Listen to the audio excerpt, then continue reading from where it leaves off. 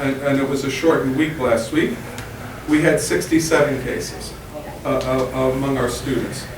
This week, at the same time, it's 56. So are we seeing a little bit of a plateau? Time will tell.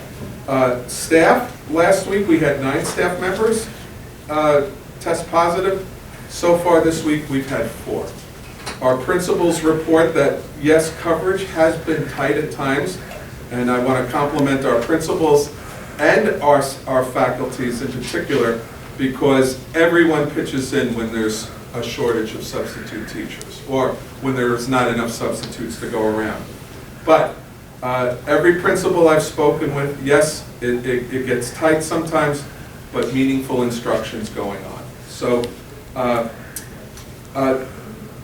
recent news is that there have been changes to the quarantine and isolation protocol. So up until December, if you were on quarantine or isolation, the period of time was 10 days. It has now been reduced to 5. There are conditions. It involves testing. It involves not being symptomatic or that symptoms are resolving, mask wearing. So what I want to say to the board and to the community is, for parents and guardians, if you have a child who is experiencing symptoms, or if you have a child who's been in close contact and was placed on quarantine or is on isolation, and you have questions about when and how to return to school, please contact the school nurse. And those same changes in protocol also apply to our staff. So this will help us with staffing, because those individuals who do not display symptoms but maybe were placed on quarantine, instead of being out for 10 days, they'll be able to return after 10. And just to remind the board that each week, Sayville Schools provides staff testing for staff. So we have staff members, vaccinated staff members can opt out of weekly testing, but non-vaccinated staff members cannot, and that is a courtesy to our staff. We do provide weekly testing. Dr. Gurgis and Mrs. Vaccaro. Dr. Gurgis makes the arrangements. Mrs. Vaccaro disseminates the information, and that's housed at the high school. But to be clear, we are not testing symptomatic individuals. So symptomatic individuals are advised to go to their healthcare practitioner. We are testing for staff because it is a weekly requirement. And so now that's not to say that on occasion a staff member may test positive, but typically they were not symptomatic. That's the first time they discovered it. So and that has been going very smoothly, and we are grateful that we are able to provide that service for our staff. It's at no cost to the district. So now I want to shift gears. So that's the COVID part of my presentation. I now want to talk about all the great things that have been happening since the last time we met in this boardroom. So I don't know if you can recognize the gentleman up on the screen. This was just prior to the December holiday. But yes, that is the conductor from the Polar Express with two of his young charges. What an incredible experience the kids had that day. And kudos to our administrators and our staff.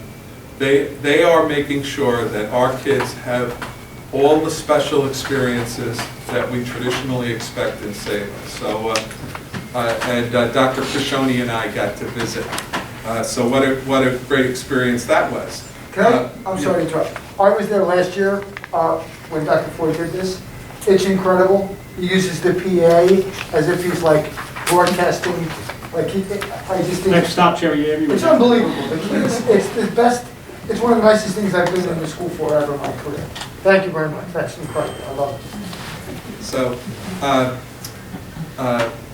this is some pictures of our students, and Mrs. Carlson, I believe these are pre-K?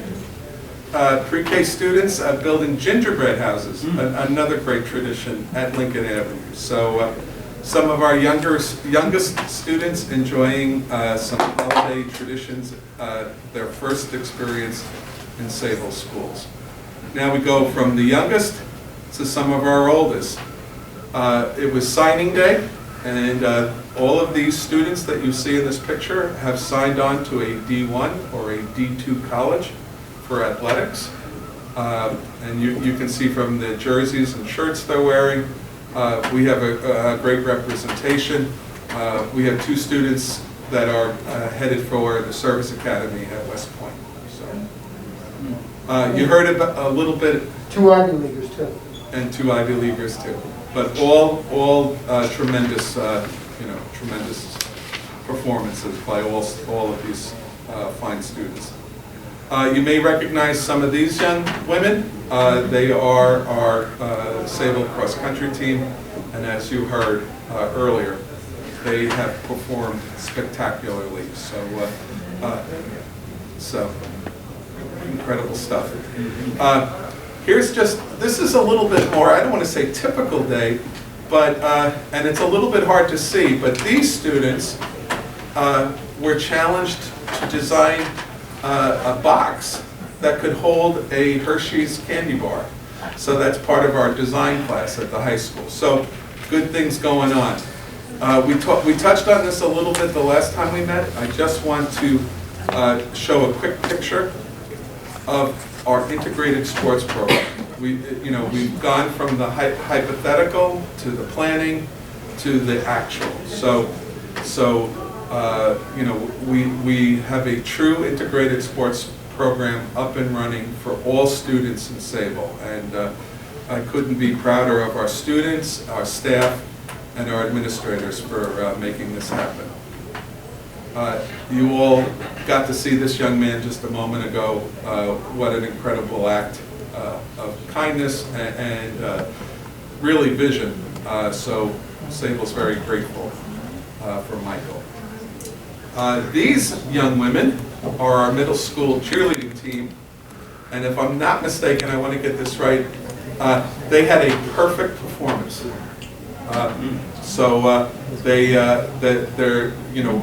We have an outstanding program from our youth programs right through to our varsity cheer. We have outstanding coaches. Of course, we have dedicated young women, and they're making Sayville proud. This picture needs a little bit of explanation. Great volleyball programs are grown. They're not produced by magic. So these are our middle school, this is our middle school volleyball team, and they hosted their annual Purple and Gold fundraiser. They were able to raise over $2,000 that will go to families in need in Sayville. So another great tradition. And we're so grateful, with some modifications, we were able to have it as we typically would. I do want to point out this picture. So this is taking place at Cherry Avenue, and this was a pajama drive. So the students at Cherry gathered pajamas to give to those families in need. You've heard Mrs. Macro speak about peer leadership. So our peer leaders from the high school are in the photograph in the upper left.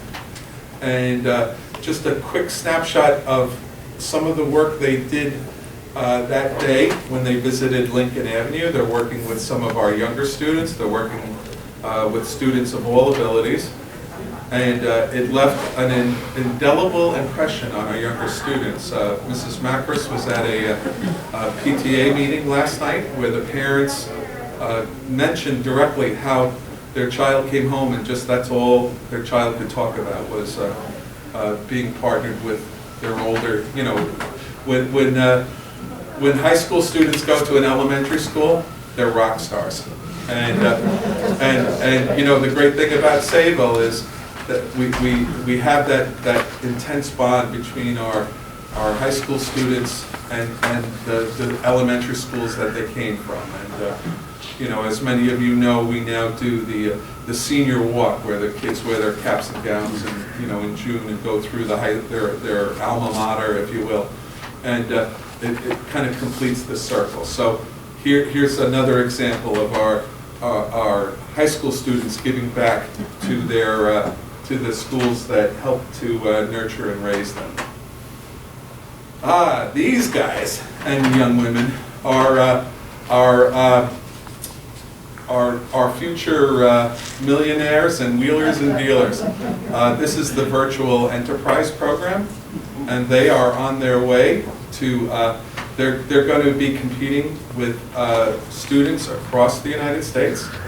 And the more product they can sell virtually, the higher they will go in the rankings. So there's a lot of very creative and intelligent entrepreneurs in that picture, and we wish them well. This picture might look a little, nondescript. You see some boxes with some goods in them. You see a car stuffed with groceries, among other things. This is the hard work and effort of our students at the high school, gathering goodies and necessary items for our veterans, and just an ongoing service to those who've served us. And even though the pictures maybe seem kind of dull, if you will, the service we're providing and our students are providing to our veterans is truly outstanding. So, it's the winter time, and what do we have? We have concerts. I had the pleasure of attending almost every single concert since the beginning of December, and it's just so good to hear the kids perform live again. And we're able to do it safely. We had reduced seating in the auditoriums. We spread people out. Everyone wore masks. The kids sounded magnificent. The teachers did an outstanding job preparing them. And again, I couldn't be prouder of our music program. We're forging ahead. This time last year we weren't having these things. Now we're able to have them. We're able to have them safely.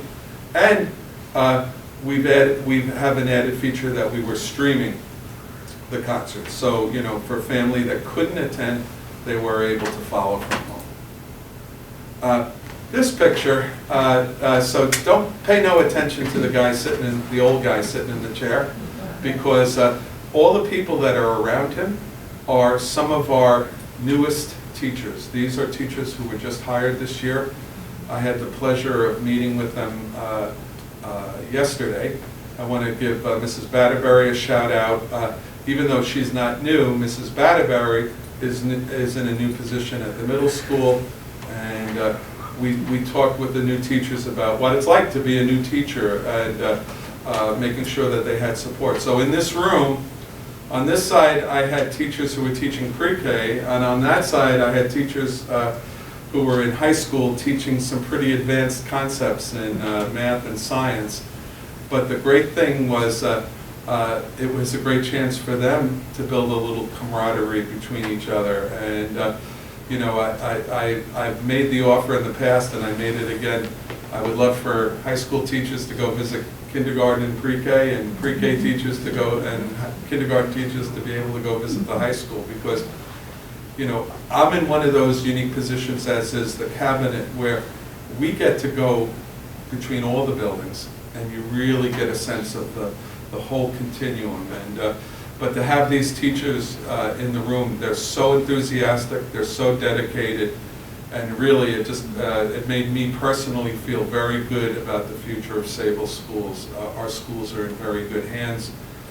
This crop of young teachers is really, I believe, going to prove to be outstanding. So kudos to them. I'm going to let Mrs. Macris talk a little bit about this. I wanted to put the slide up as a reminder that this Tuesday, January 18th, via Zoom at 6:30, we'll show the viewing of the Life documentary for our community. All are welcome. I have to give a shout out to Jessica Chardulo, our new district-wide social worker. She's put a panel together. So two of our guests will be Lauren Hale, who is a professor at Stony Brook University of Public Health. She's an expert in social patterns of sleep. So that's a very, very brief description of what she does, so she'll join us. And then Dr. Thomas Preston, who is the Director of the Neuropsychology Service and Clinical Assistant Professor in the Department of Neurology. They'll join us too. So after we see the film, we'll have panel questions where they'll address our community, and if the parents and our community members have any questions, they can ask them. So we're excited about that, and that'll kick off our digital detox. We're also going to give the parents a little synopsis of what's going to happen in our schools towards the end of January to early February K-12, some of the activities that we have planned. Is that going to be recorded and posted? So I can record it. Well, you know, it's funny because I was kind of excited about it. Yeah, It's a family birthday, so it's like. I can certainly record it. I'll just make myself a note so I don't forget that. Thank you, Mrs. Marcus. And then next up, a little drum roll, please. We are just entering year 2 of our full-day universal pre-K. So I saw Mr. Belmonte today, and for many years we were trying to figure out how we could bring this program to reality in Sayville, and he's particularly grateful that we were able to do it while it was still partly under his watch. So pre-K is going it's just very rewarding to see Sayville's youngest children attending a program in Sayville schools. So just wanted to let the board know that full-day universal pre-K registration and sign up. And it's a very elaborate process, and Dr. Pashoni worked very hard last year to make sure it was as transparent as possible, and that we made it as streamlined. Christina, do you want to? We're going to be doing the same thing. We have to have a lottery. It's required by the state. So again, as of this moment, we assume we will be allotted 46 slots again. And so we will be holding a lottery. So people will register, and then there is a posted date. So now we're ahead of the ball because we know it's coming. So we've been able to set dates so that parents know what to expect. Do you think they're going to expand the number of students we are allowed? Anything is possible. But for now, we anticipate, how many slots? It's 46. And the next thing we'll be celebrating is conversational language. So, Never gonna let it go. Before we move on to long play. well, there's one more slide. Okay. So, and this one, and this is the last slide, but I deliberately chose this one because this is an honor that doesn't come along every year. And the young man I'm about to present to the board and to the community has truly done something outstanding, and it's an outstanding accomplishment. Gene Wang is Sayville's 2022 Regeneron Science Talent Search recipient, one of 300 students nationwide named Regeneron Scholar. Now, interestingly enough, Long Island has 49, so he's one of the 49. And this was just announced last week, but I really feel like it deserved another announcement. And we'll be hearing more from Gene, so congratulations.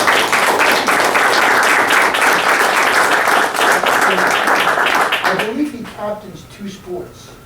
He captains, I believe, the golf team, and I thought I had heard somewhere else. So, I mean, this is an incredible kid. And a quiet, gentle gentleman, so Nice. really a remarkable young man. Do you know how many students are overall nationally? 300. Yeah. Okay. So- I mean, they look at everybody, but they only choose 300. Well, I'm going to applaud. So he's one of the 300. So many are chosen, but few are called or something. Yes, yeah.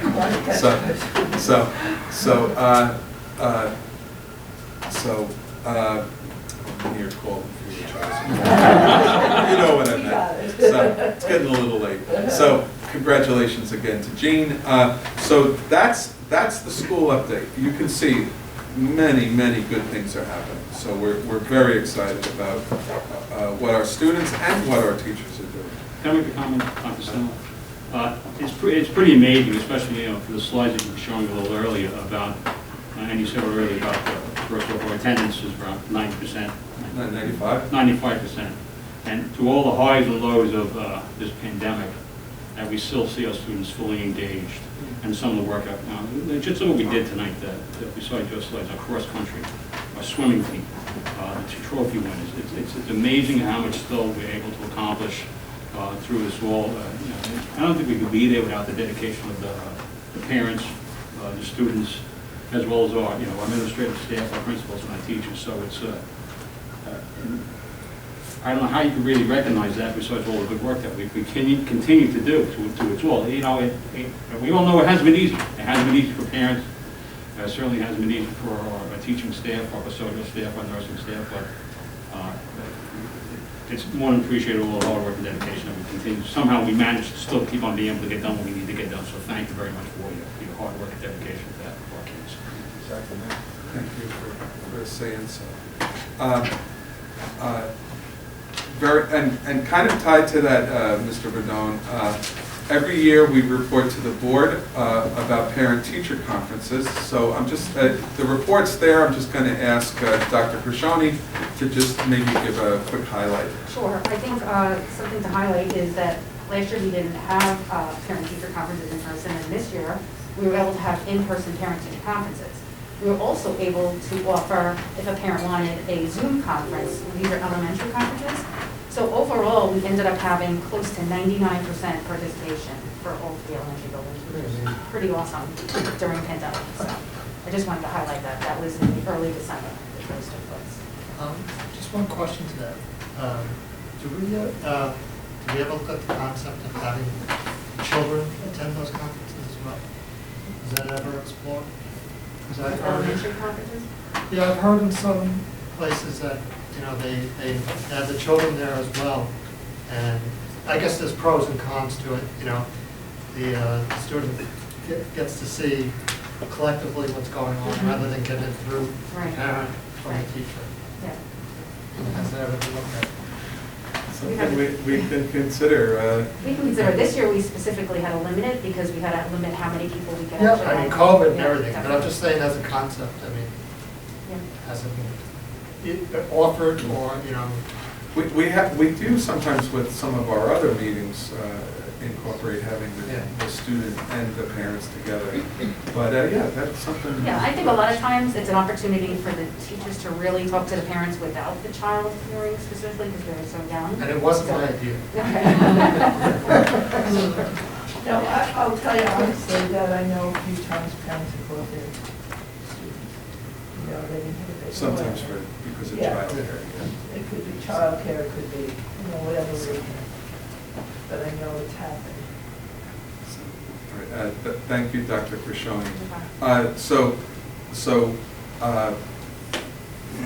We're talking about the present right now, and Mr. Cooley, you touched a little bit on the future, but I'm going to ask Dr. Gurgis to get it on a granular level, like what data do we look at in terms of the future going forward? So we're going to turn off my screen in a moment. Dr. Gurgis's will be on.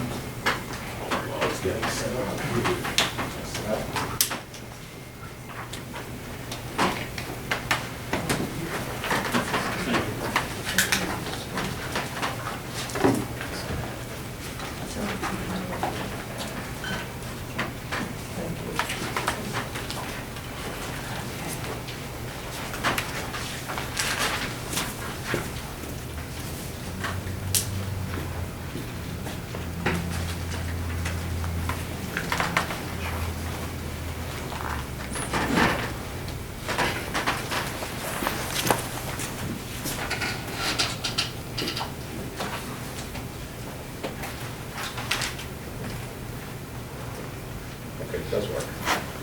First time. Wow. So good evening, and thank you for the opportunity to discuss the district's long-range planning study. To give some background and history, the long-range planning study is data compiled prepared by Western Suffolk BOCES for Sayville Public Schools. Its primary purpose It is an enrollment report which we have utilized, which we've contracted with Western Suffolk for the last 22 years. They've provided an annual update. It's an integral budget and planning tool, particularly for staffing, particular to this year, the pre-K program, as to how to plan for it, and also as a measure of attractiveness for people who are considering moving into the community or looking to have kids within the community. Class size and offerings, because enrollment does dictate what class sizes may or may not be, and also what class offerings we're able to offer, and as a measure of the instructional program. Both district's long-range goals and building utilization, both administration and the board. And the factors going into the study, how does Western Suffolk, how does the district come up with these numbers? Births. They're measured on a local basis, a regional, state, and national. And the trend that is included in the actual document, and that's also visualized, is that yes, birth rates are declining, and more so over the last few years on all levels. Population trends, people moving in, people moving out, moving into certain areas, moving out of certain areas. Probably the most prominent thing that's germane to Long Island is real estate data. That's been one of the key things on the news, particularly because of COVID, but specific to Sayville, how has the real estate market fared here and who's moving into the community? Non-public school enrollment, accuracy of previous projections, which is important because the model actually utilizes previous data, previous studies in order to project the future. Current district enrollment, which obviously would work into the following years, and also current grade configurations. So the methodology, how did they do it? They looked at the actual student enrollment from 2011 to 2021 using something known as the cohort survival method, or the cohort survival technique, which is observed data from the past in order to predict the future. And this was particularly used for Sayville because it's meant for stable school populations, which Sayville can be very much considered that. Grade to grade retention ratios, and also the projected kindergarten entering cohort based on live births. These are the key factors which allow us to look 5, 6, 7, 10 years into the future. Well, what are some of the normal processes that affect school enrollment? Birth and fertility rates, in and out migration, non-public school transfers, who goes to a public school, to a private school, who comes back from a private school, population variations, and resident family characteristics, such as how many kids are in a family, how many times have they moved, etc. Now, how did we get this data? This is just a little list of the selected data sources. Brookings Institution, National Association of Realtors, New York State Health Department, Department of Ed, Pew Research Center, Town Planning Department. Just some of the information that was drawn into the study. These are the sources. And what are some of the conjectures that was drawn from the enrollment study? That the population will remain stable due to limited new residential development within Sayville Public Schools. As we all know, this is a relatively small community compared to some of the neighboring districts, and real estate is indeed limited within the borders. The kindergarten entrance will be maintained for the 2025 school year. However, the projection estimates that from 26 to 31, kindergarten enrollment will begin to decline, similar to the birth rate trends that we're seeing now and that have been common on all 4 levels that were previously mentioned. And that non-public school enrollment is expected to remain between 1% to 2% of district resident students, which is also consistent with prior year data. So with the enrollment study, there are always variables, things that can always change the bottom line and future year projections. Some of them would be new level of housing activity or a change in housing turnover, significantly higher or lower in the prior 3 years. And I think that if there's any indicator that may have happened about 15 years ago when the housing market took a turn, the expansion, consolidation, or formation of new non-public or charter schools, which is the case in a few school districts in Suffolk County. Sociological changes or changed values regarding family size and births. Household characteristics that can differ from the past 3 years to 5 years, including how many people per household, how many births you have. Also, it could be adoptions, how many people move. A major local national crisis resulting in significant change to economic conditions that affect employment, finance, and housing, deviating from the previous 3 to 5 years. And it's fair to say that in the last 30-plus years, there have been about 2 to 3 that have been of prominence. Accuracy. This is a study. This is an enrollment. This is a projection. So obviously accuracy is key. Most reliable projections are calculated for the periods closest in time, the first 5 years. Western Suffolk BOCES reports that they're typically within all of their studies about a 4% margin of error. We have experienced a 0.9% margin of error, which leads us to believe that this is a pretty accurate report. Periodic updates to the projections are recommended. As I said before, this is going to the 23rd year that we've done this study, so we are keeping that consistency going in order to make those accurate counts and also planning. The district has this, as I said, 22 years, going to 23, and it's essential for district budgeted and budget long-range planning as well. Now to visualize all of the things that I just mentioned. What does it mean in terms of numbers? In the graph that you see, in the chart that you see in front of you, is a 20-year projection, the 20-year analysis, that is, from 2011 to 2031. So it's taking the first 10 years that have passed, from 2011 to 2021, and then adding what do we see from this year and 10 years forward. And what the chart is really saying is that, yes, the enrollment is going down. Then the average, well, I should say the total, from 2011 to 2016, there's 303 students that the enrollment has been reduced by. From 2016 to 21, 281. And then looking forward, from 21 to 26, district enrollment further reduced by 235 students.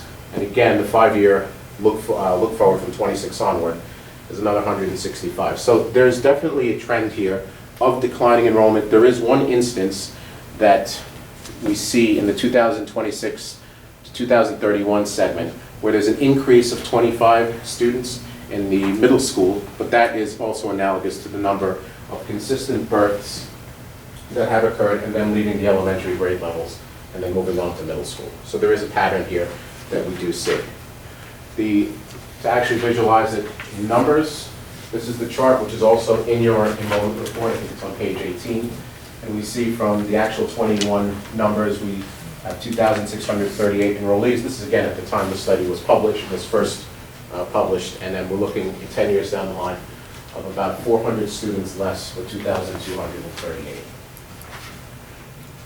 As a line chart, in the line graph, you'll see what this looks like on all 3 levels, the elementary, the middle, and the high school.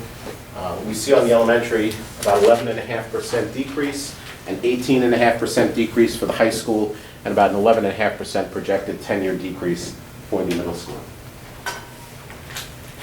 So, to summarize it, in the past 10 years, our district enrollment, Sayville's enrollment, was down about 584 students, or 18% in a 10-year period. The most significant decline was the elementary, the grades kindergarten through 5 configuration, where 287 students, that was the reduction, or just under 21%.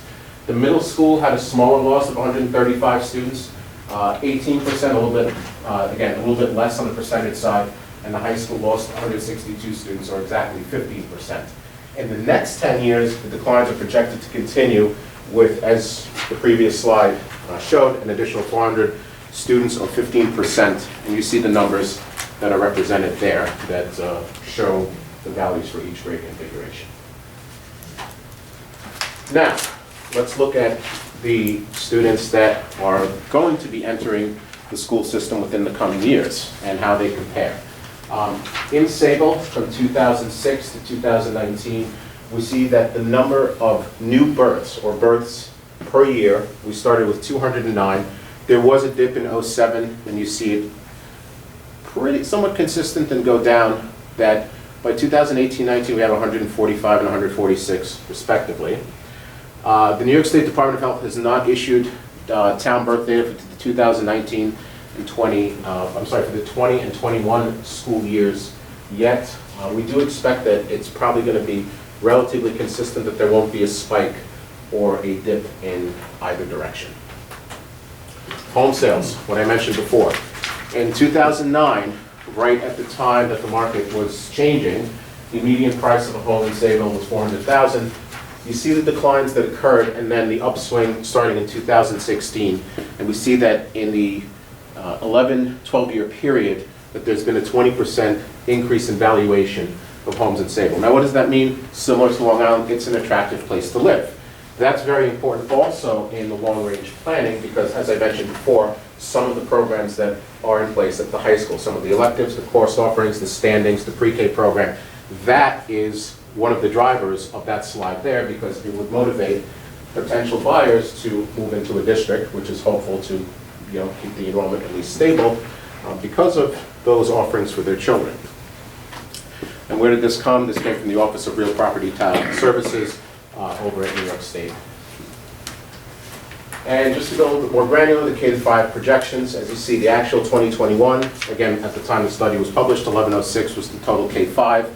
We're looking at 975 in 2031. Number of projected sections, another aspect that Western Suffolk BOCES includes in their study. There's a total of 58 sections, potentially down to 55 if the trends continue, and again, based on the planning that the board and the administration pursue. Middle and high school projections, again, you see the trend 1532 at the time this was published at 1263. And to go back to what I had mentioned earlier, the accuracy of the study. Going back on prior years, what were the differences? 23 students, 100.9% or 0.9% accuracy for the entire cohort.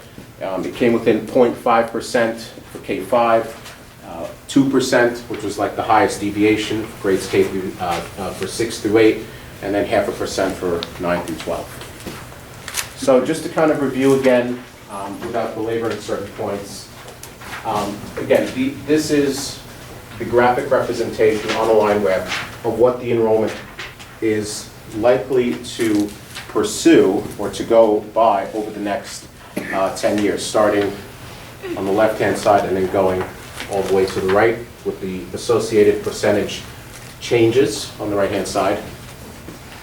And again, the 20-year enrollment change, which I feel is probably the most important graph because it really gives an aggregate picture of where we were in 2011 and where we may be in 2031. Some last slide, some of the end notes regarding this. The study does serve to provide objective data so that the Board of Education Administration can use in planning for the future on all levels, whether it be budget, staffing, program changes. The Board of Education and superintendent's efforts to plan for the future through sound management practices is fostered by the comprehensive objective data that is contained within this planning study.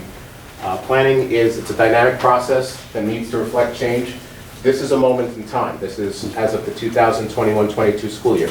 Can this change? Absolutely. 12, 13 years ago, I don't think anyone would have predicted the housing issues and economic circumstances that came about. Periodic updates allow the incorporation of subtle changes in district trends, so it's always good to know now so you can plan 2, 3, 5, 10 years down the line. And both myself and Dr. Stimmel provided access to the district records that enabled this study to accomplish its objectives, which again have been represented here. I found 2 cool little logos, by the way.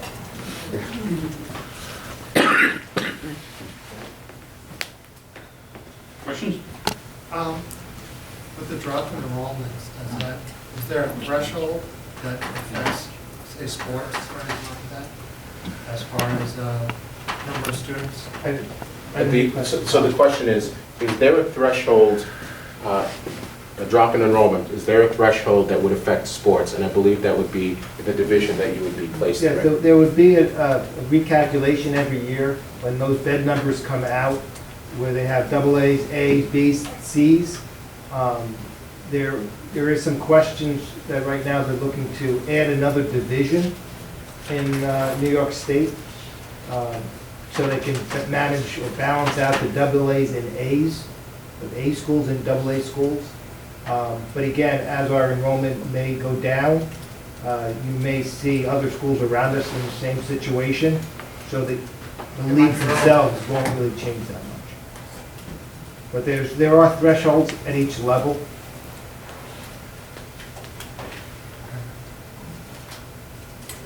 Any other board members? Just had a question, I mean, and I don't know if there's any value in it. At any point, would we consider counting in, as, and it may not fit conventions, pre-K enrollment as part of enrollment projections? I mean, I don't know if that would affect it, because it's the same population traveling up, starting earlier. The short answer is yes. For state aid purposes and reporting purposes, that's actually delineated on the forms that we do send up to the state. But if there is a pre-K program, yes, we can incorporate that with the study, because, again, this is the first year we've had it. Right. So in the update that we would send, you know, in the look-back period, Right. yes, we can do it. And that actually would be helpful for another part of it. As I said before, this is called the cohort technique model. So you need 2 years of data in order to forecast the future. So we could, if we were to put it in next year, we wouldn't see a real change upward, downward on the lines probably until 2024. Right. I figured it would take, that makes sense. Thank When I you. say on the lines, I'm saying it specific to this report. Thank you.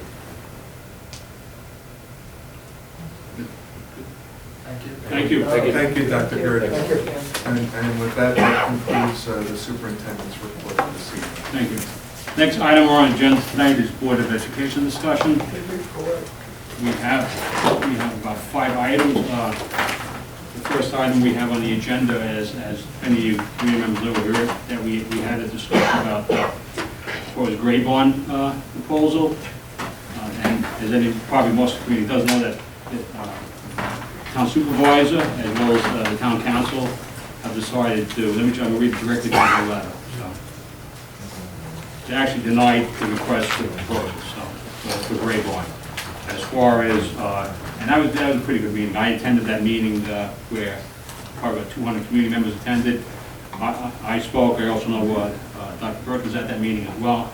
And it was a pretty good meeting. A lot of passion about that proposal and the impact it will have on our community and health and safety of our students. So for now that proposal is off the table.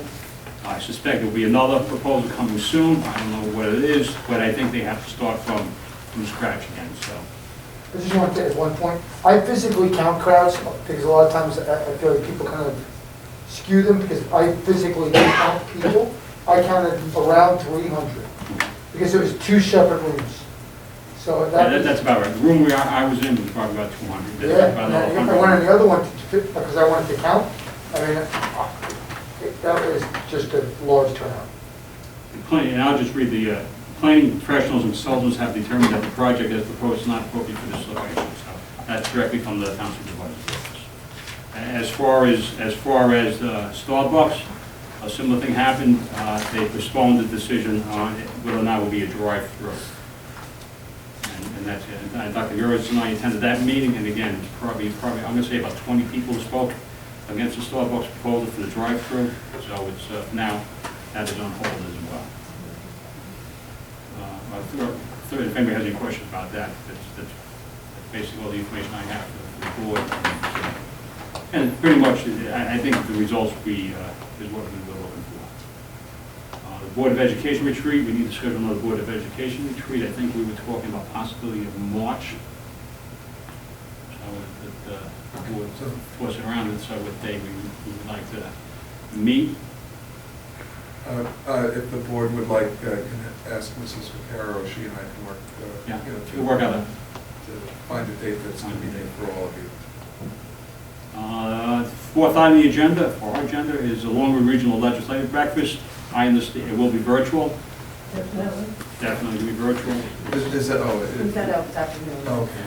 It's, you know, it's always great to get together with our local elected officials, but it's, again, COVID has certainly thrown a change our way for that. So if you do like to attend virtually, I think registration comes up shortly, but we're very registered. I know I received it. And we have November and December claims order report, and we have to accept those. Any questions on that? No, I mean, if you review them, there was only 1 or 2 voided checks and 2 comments on each. So whatever practices have been put into place seems to be working. You know, 4 years ago, whatever, there was a lot of, miscellaneous issues. But the reports now show that it's all been worked out. Good job, Sam. This is the first year? Good job. First All one, you right? said. First one, first one. It's as much the business office staff as well. That's why I said 4 years. Any other comments from the board? Yeah, I would like to bring one up. For the next audit committee that we have, I was talking with Sam, and maybe we could go over the business reports that we routinely review, we approve the board meeting. Since we have a new board member, he'll give a little review of the highlights of those exciting reports. Okay, sounds good. And also for audit committee purposes, it's good to reiterate it and rehash that with any new members so that they understand the processes and the practices and the reasons why we put them on. Good? All right, before we open up to public comment, I would just like to make a comment before public comment, and we've been making it pretty much every board meeting, the past 6 or 7 board meetings. Often we may not respond during public comment period or meetings, but we do listen to what members of the community say. Many times during the school year, I've asked the board secretary to clarify comments made during public comment to ensure the board understands. As a Board of Education, we recognize certain fundamental freedoms that are essential to a democratic nation, among them freedom of speech.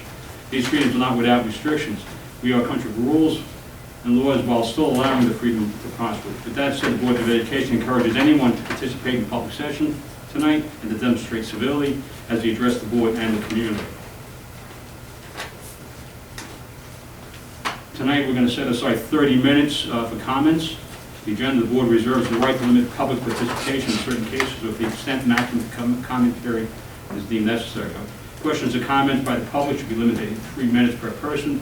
Speakers should identify themselves or the group they represent and conduct themselves in a civil manner and direct the comments to the board. The board will not permit discussion involving district personnel, students, or community members. Thank you all for coming, and if you'd like to make a public comment, can you please step up to the podium?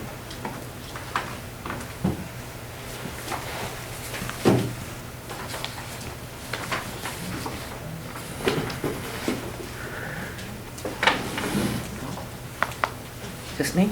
Aye. Okay. We just you. Just me. Just have a little patience. I had an accident before I came, so I'm a little shaky.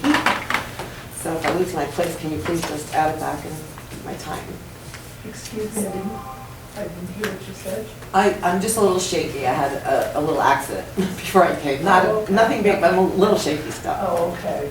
So Go ahead. there was a time when I would video record the meetings and upload them to YouTube, as I hope to do now. At that time, you put signs all around the room advising public members of my recording and reminding them at every meeting not to state their names. What has changed and who has changed it? I don't want an answer now. Why we should not state names, as stated in New York State open meetings law opinions. This isn't a dinner party. It's not civil society, though I don't really know what that is. This is an open public meeting, and it is akin to being in Central Park. These incidences have occurred in our district. Parents supported something the board did not, and their son sat on the sidelines instead of playing football. That's called retaliation. A parent's name was recorded on a laptop in this room by an audience member, and that parent was labeled by name. I have a picture of that. I have the transcript. Last I heard, that parent did not enroll their child in this district because they felt intimidated and fearful. Nothing was rectified when it was brought to the board and superintendent's attention. They felt targeted. Additionally, and I'd like the board to think about this, a parent can have an order of protection saying their name would then make it dangerous for them and their children in a public meeting. We don't know who in this room is watching or watching remotely. How would the board feel if those children were then picked up from school against the order of protection because the children's whereabouts were made known because you asked the parent to state their name? See, not everyone has the knowledge to protect themselves, and they can easily fall into a trap of stating their name because you asked, even if they shouldn't. This is where you should be protecting your public, or at the very least, informing them of the potential negative consequences of stating their name if they choose to do so when you request they do, such as retaliation, labeling, or serious danger the courts are protecting them from. A board member said my name last June when I didn't release it, and I emailed the board and I requested that behavior cease immediately. Now, I don't care if you all know my name. I know you, I know the public. It was the principle. And it's called public advocacy, and that's your job. And you really should think about it and consider it when you're asking people to state their names. Same for meeting agenda. 24 hours to release before the public is too short for the public to look it over, research, compose thoughts, and attend a meeting if they're interested. People work, sleep, take care of families. If the Board of Ed has an agenda on board docs 4 days before a meeting, why can't it be released to the public 2 days before? It's merely a basic outline, which kind of is ridiculous in itself, lacking the relevant attachments. I'm gonna ask that you finish up, please. Okay. What do you fear? Public participation or public education? The public is who you represent, and I feel as if you're hiding from them while you're asking them to identify themselves. So, Thank you. you're welcome. If I could just have somebody email me, I don't know if you have it, I look back on the agenda, the budget review calendar. I know we usually do that in Certainly. like Do you have- November, Can December. you leave your email address with the? Have it. Thank you. Any other public comment? Thank you. Thank you for your comments. We're going to move on to recommended actions, minutes. I'm going to call 6-1. Could I have a motion, please? Motion. Second? Second. Any discussions or change to minutes? Well, you really don't need to vote for. You don't need- All those in favor? Without any objection, could I call 7-1, 7-6, and 8-1 to 8-3? So we get the new business as well as finance? 707. No, 7-1 to 7-8, and 8-1 to 8-3. Can I have a motion on those two? Motion. Second? Kelly, second. Discussion? Yes, the scholarships, I want to thank the people that have donated money for all these memorial scholarships, Angelosi family, Tabor family, and the Julian family. It's very nice they gave. Thank you. It's always amazing. Oh, Donations. so We nice. seem to have one on almost every Yeah, it's really very nice. Thank you. You don't have to. Very nice. Any further discussion? Gives our students opportunities. Any further discussion? All those in favor? Motion carried unanimously. I'd like to call 9-1 to 9-3. Motion. Second. Second. Discussion? All those in favor? Motion carried. Upcoming dates, hold on one second, everybody. January 17th, Martin Luther King Day, schools closed. January 19th, middle school winter concert, 3 at 7 p.m., and that's at the middle school. Please come. Lincoln Avenue STEM Symposium, 6 p.m., January 20th. High school winter play, Radium Girls, 7 p.m., January 27th, 28th, and 29th. And February 3rd, we'll be back here for Board of Ed workshop. Did I miss something? And now I need a motion to adjourn to the executive session to discuss sorry, I did it again. Discuss particular personnel, and that's it. Any motion to executive session? Second. Second. All right, great. Everybody have a great night. Thanks for coming. Right.